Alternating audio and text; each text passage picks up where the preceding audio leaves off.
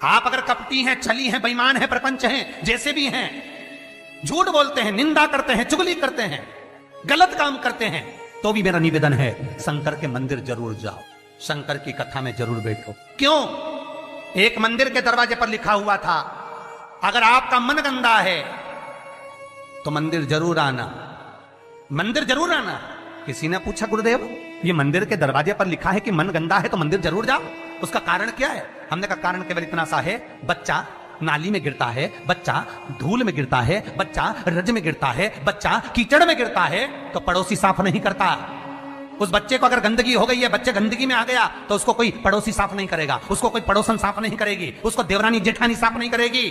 बच्चा अगर कीचड़ में गिरा है तो उसको उसकी मां और बाप ही साफ करेंगे। उसी तरह मन गंदा हो गया, चित्तवृत्ति खराब हो गई, तो मेरे ये बाप के पास जाओ, मेरी ये माता के पास जाना, और ये मेरा बाप, ये मेरी मां तुम्हारी जीवन की गंदगी को समाप्त कर देंगे। दुख आया, तकलीफ आई, कष्ट आया, रोग आई, बीमारी आई, तकलीफ हुई है, कहीं मत जाना, ये मेरे माँ बाप के पास जाना, शंकर और पार्वती के पास, उमा महेश्वर के पास जाना, ध्रुमा ध्रुमावती के पास जाना, कमल कमला के पास जाना, तारा तारेश्वर के पास जाना, भोले शंकर के पास जाना।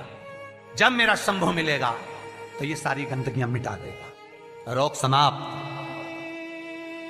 अकाल मृत्यु वो मरे जो काम करे चंडाल का, काल उसका क्या बिगाड़े जो भक्त हो महाकाल का। वो देगा, छप्पर फाड़ कर देगा।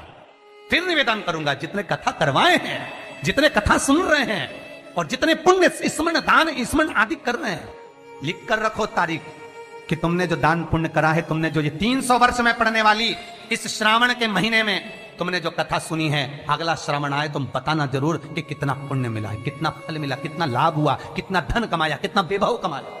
तुमने तो केवल कुबेरेश्वर महादेव के लिए दिया, तुमने तो केवल वृद्धाश्रम के लिए दिया, तुमने तो केवल गौशाला के लिए दिया, पर उसका पुण्य तुमने कितना कमाया, उसका लाभ कितना मिला। और मुझे बताना जरूर, फोन करके व्हाट्सएप पे लिखकर भेजना कि हमने जो करा था अगले साल यही तारीख, यही श्रावण का महीना, फिर याद कर बता कि मिला कि नहीं मिला, 4 गुना हुआ कि नहीं हुआ। वो शिव है, शिव शंकर है। वो तो मंदिर के बाहर निकलने वालों को तार देता है साहब, मंदिर के बाहर निकलने वालों। इतना सुंदर है। एक चरित्र आता है लिंग पुराण के अंतर्गत। एक सेठ मर गया, बड़ा कंजूसड़ा था, बहुत कंजूस। कभी जिंदगी में ना दान करा, ना पुण्य करा, ना सत्कर्म करा, ना भजन करा, ना कीर्तन करा। मंदिर की जगह को भी अपना बना लिया, सारी जगहों को घेर कर अपना बनाया, बावड़ी तालाब कुएं का पानी अपनी जमीन पर ले जाता। बहुत लालची था, बहुत लोभी, बहुत लोभी।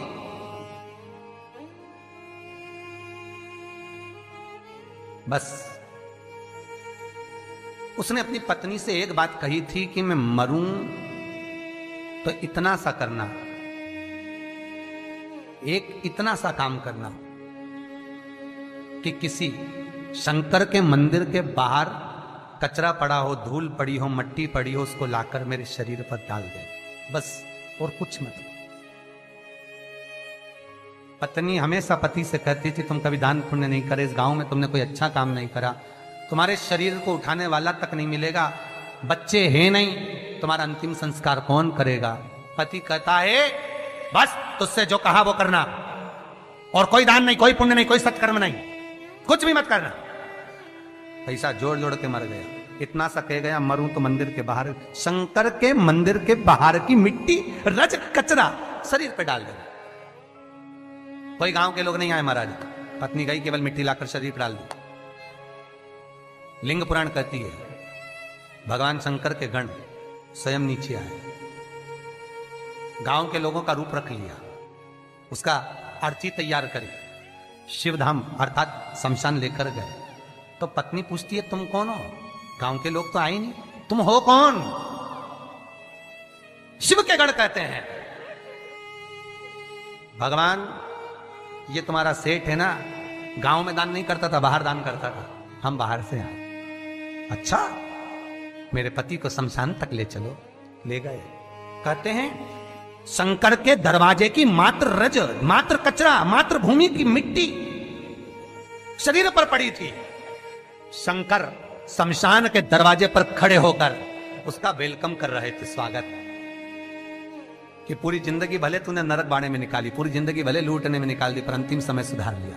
अंतिम समय को सुधारने का भी एक क्रम हमारे शास्त्र कितनी सुंदर बात कहता है महाराज, कितनी सुंदर बात। 3 धनभागी हैं, 3 धनभागी हैं। पहले नंबर पर भीष्म पितामह, जो भगवान कृष्ण के दर्शन करे, जिन्होंने भगवान कृष्ण का बचपन से लेकर जवानी तक का दर्शन करा।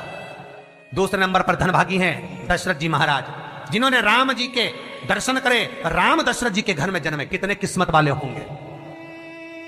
और तीसरे नंबर के किस्मत वाले धनभागी हैं गिद्धराज जटायु, जिन्होंने प्राणों को त्यागा तो राम जी की गोद में त्यागा। शास्त्र कहता है इन 3 धनभागियों में, इन 3 किस्मत वालों में भी प्रबल किस्मत वाला है गिद्धराज जटायु। क्यों? क्योंकि भीष्म पितामह के प्राण छूटे जब कृष्ण सामने नहीं थे। दशरथ जी के घर में बलराम जन्मे, पर दशरथ जी के प्राण छूटे तब राम सामने नहीं थे। और गिद्धराज जटायु, जिसने जीवन भर मांस खाया, पर जब प्राणों को त्यागा तब राम को सामने पाया, डर गया। बचपन गया जाने दो, जवानी गई जाने दो, अधेड़ी गई जाने दो, पर बुढ़ापा मत बिगड़ने देना। बुढ़ापे में शंकर के चरण पकड़ ले, शिव के चरणारविंद पकड़, मैं कहीं नहीं जाऊंगा। बीमारी भी दी है तो तूने दी है, सही करेगा तो तू, तुम्ही ने दर्द दिया है तुम ही दवा दो। मृत्युंजय है तू, जगत का भोलानाथ है तू, सबसे ऊंचा तू ही बैठता है। जहां दुनिया समाप्त हो जाती है वहां से तेरी शुरुआत होती है। लोगों का जहां एंड होता है शमशान, वहां से वो शुरू होता है। जहां दुनिया का एंड है वहां से तू शुरू है। तो तू साधारण नहीं हो सकता भोलेनाथ। अगर मेरे चरण में कष्ट आया है तो तू सही करेगा, मुझे विश्वास है। भरोसा रखना। रोज शंकर के मंदिर के दरवाजे पर बैठकर शंकर पर 5 बेलपत्र चढ़ाकर, 1 बेलपत्र उठाकर चबा चबा के उसके ही दरवाजे पर खा, घुटने भी सही कर देगा, शरीर भी करेगा। बस उस पर विश्वास, उस पर भरोसा। बस शंकर है और मुझे पूर्णता विश्वास है कि वो मुझे हारने नहीं देगा। तो नहीं हारने देगा, नहीं।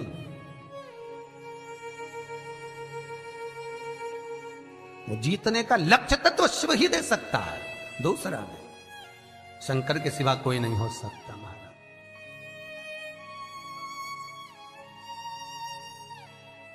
बस उस पर विश्वास